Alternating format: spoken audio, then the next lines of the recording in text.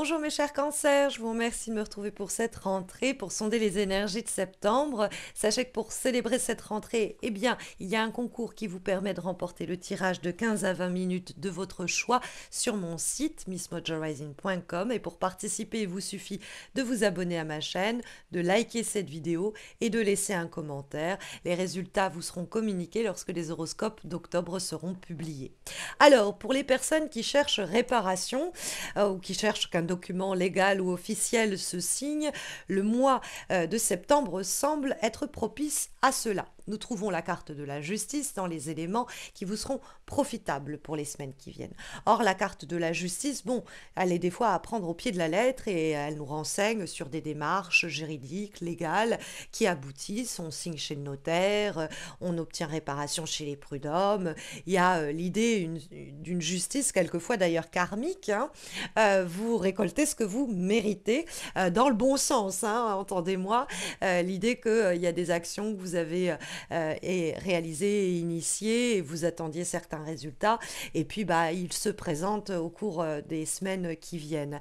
Maintenant, c'est vrai que la justice, elle va encourager aussi toute initiative, hein, en termes de démarches légales, signature de contrats, etc. Hein, c'est un bon mois pour s'élancer. Mais la justice, comme vous pouvez le voir, elle porte en sa main une balance qui lui permet de peser le pour, le contre, de façon hyper rationnelle. La justice, elle est dans la recherche de la vérité. Elle est en ce sens plutôt impartiale, hein. C'est une carte qui se fiche pas mal des envies, des désirs, des émotions, pour ne se fixer qu'autour des éléments concrets et réels. Et en ce sens, elle va favoriser dans les semaines qui viennent l'idée des listes de pour et de contre. C'est-à-dire que si vous faites face à une problématique ou une situation quelconque, essayez de ne pas laisser les peut-être, les et si et les envies ou les peurs influencer votre appréhension de la situation, votre jugement de celui-ci, voire votre décision. Parce qu'en effet, le 8 d'épée a le compas dans l'œil. Il arrive à se poser au-dessus, de façon impartiale, au-dessus d'une situation pour l'évaluer de la façon la plus rationnelle qui soit. C'est vraiment l'aspect cartésien du cerveau qui est en mouvement. Alors pour un signe d'eau, ça peut être un peu contre-intuitif, mais c'est vrai qu'on pourrait y lire ici une recommandation, hein, d'essayer d'évaluer les choses de façon la moins émotive possible, de la façon la plus concrète possible, d'avoir les pieds les plus ancrés sur terre quand vous évaluez le possible ou le potentiel d'une situation, quand vous vous projetez également. Parce que on trouve dans la direction de votre mois de septembre la carte du 3 de bâton, hein, mes chers cancers. Et le 3 de bâton, c'est une carte qui vous dit: ayez de l'audace, osez, ayez de l'ambition. C'est une carte où on doit ouvrir les perspectives d'avenir. On doit ne plus naviguer à vue. On doit se dire, ok, dans cette situation, dans cette relation, j'arrive à me projeter.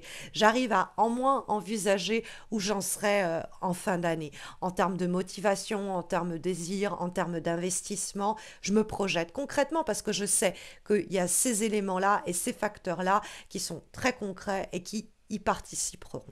À l'inverse, tout ce qui va être de l'ordre des fantasmes, des rêves, mais aussi des cauchemars et des angoisses, on va essayer de ne pas leur laisser la part belle dans notre réflexion, dans nos prises de décision, dans nos actions ou nos attitudes au cours des semaines qui viennent, puisque nous trouvons l'étoile dans les obstacles. Alors c'est vrai que l'étoile, c'est une lame qui est plus largement associée au domaine de l'amitié, hein. C'est une carte qui peut nous dire en ce sens qu'on pourrait avoir quelques désillusions ou quelques déceptions et ou qu'on les a ressentis par le passé. Il y a peut-être une possibilité de remettre un peu les choses en ordre, qu'on fasse un peu amende honorable avec vous, parce que la justice, ça peut être aussi enfin quelqu'un qui reconnaît ses torts et vous vous sentez enfin délivré d'une forme d'injustice, précisément à l'idée de quelqu'un qui vous a déçu et qui, bon, après un temps d'arrêt, fait le premier pas de sorte à que vous réenvisagiez des possibles ensemble,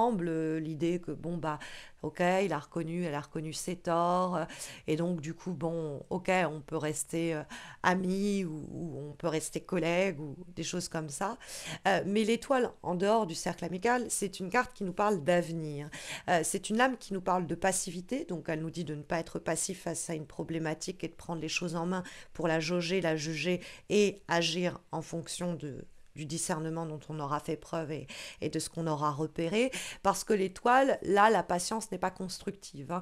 La passivité non plus.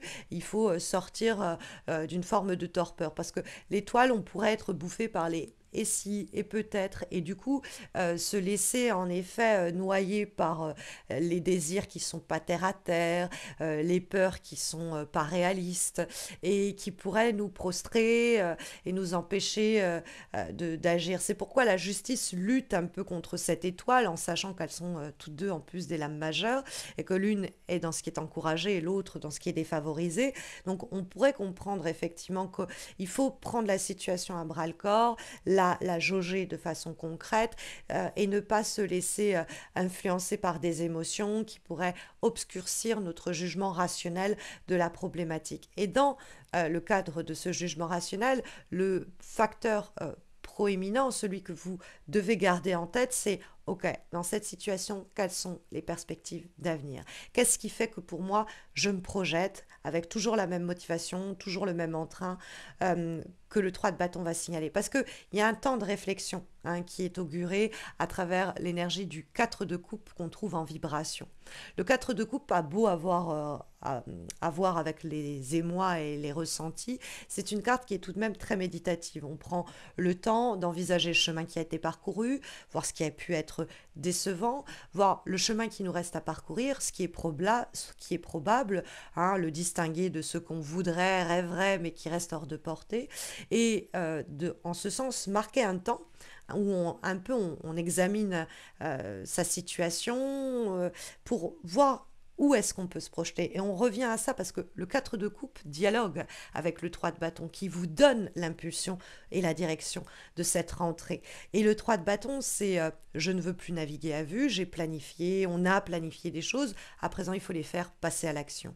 Donc je vais avoir pas le défaut ou le mauvais réflexe de m'apesantir sur des détails qui vont réduire ma vision à long terme. Je vais m'attacher à voir des perspectives d'avenir sur au moins jusqu'à la fin d'année, par exemple. Est-ce que, voilà, en pesant cela, en prenant ces facteurs en compte, est-ce que j'ai envie de m'investir dans cette relation, dans ce boulot, dans ce job? Est-ce que je m'y vois toujours dans 3 mois et peut-être même dans 3 ans?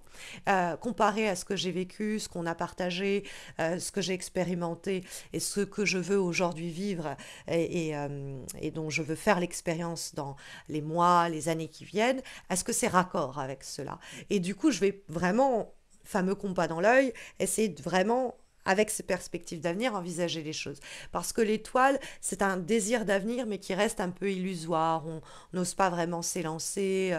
Et il y a un temps où on doit se retrouver, se regrouper pour se dire, OK, je vois bien, je visualise, j'essaye de me mettre au-dessus de la situation comme si elle ne me concernait finalement pas presque. Hein, et j'essaye de trouver l'équilibre pour que je puisse avancer. Parce qu'il y a l'idée aussi d'avancer dans le concret au lieu de rester peut-être dans des projets qui prendront forme peut-être plus tard mais qui ne sont pas encore apportés. Donc qu'est-ce que je fais avec là ce qui est possible, viable dans les semaines qui viennent et ce dans quoi je me projette peut-être même dans les mois qui viennent.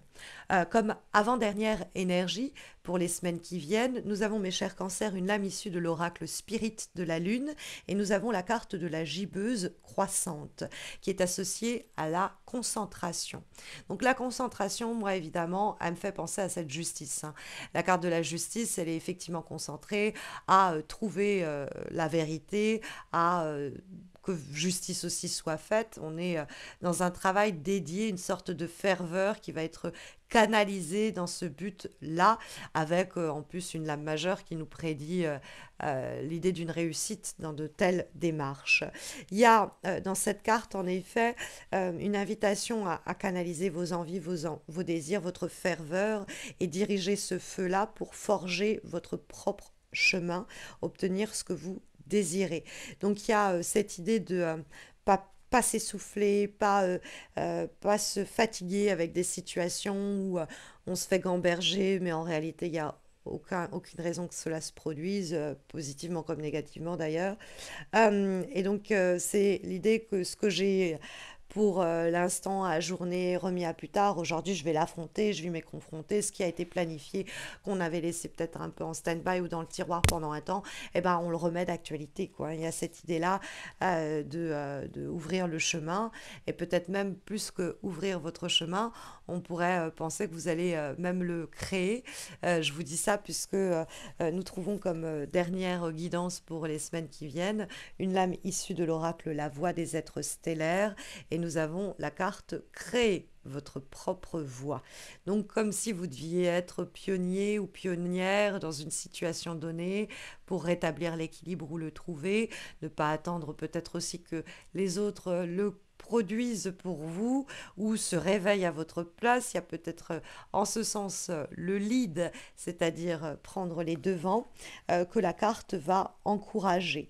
Hein, c'est une carte qui nous dit au fond d'oser s'acheminer sur des voies que depuis longtemps on envisage. Créer son propre chemin, c'est aussi le 3 de bâton, ouvrir ses propres perspectives. C'est l'idée de ne pas avoir peur de ce que l'avenir nous recèle et de oser tenter pleinement l'aventure.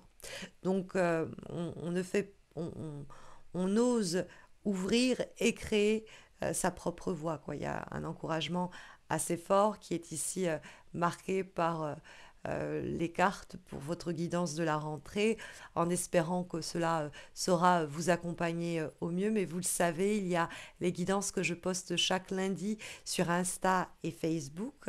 Et puis, si vous avez besoin d'un tirage personnalisé, d'une consultation en direct ou même de vous former au tarot de Marseille, n'hésitez pas à consulter mon site missmojorising.com, ce site sur lequel vous pouvez faire votre choix pour le concours, puisque le concours de septembre vous permet de remporter votre tirage personnalisé de 15 à 20 minutes sur mon site, celui qui vous plaît le plus, hein, celui de votre choix. Vous suffit de liker cette vidéo, laisser un commentaire, vous abonner et découvrir le nom du ou de la gagnante quand les horoscopes d'octobre seront publiés. Vous retrouvez les liens de ma page, de mes pages Insta et Facebook ainsi que de mon site en descriptif de cette vidéo.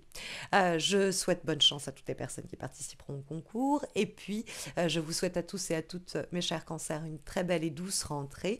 Prenez bien soin de vous et à très vite j'espère.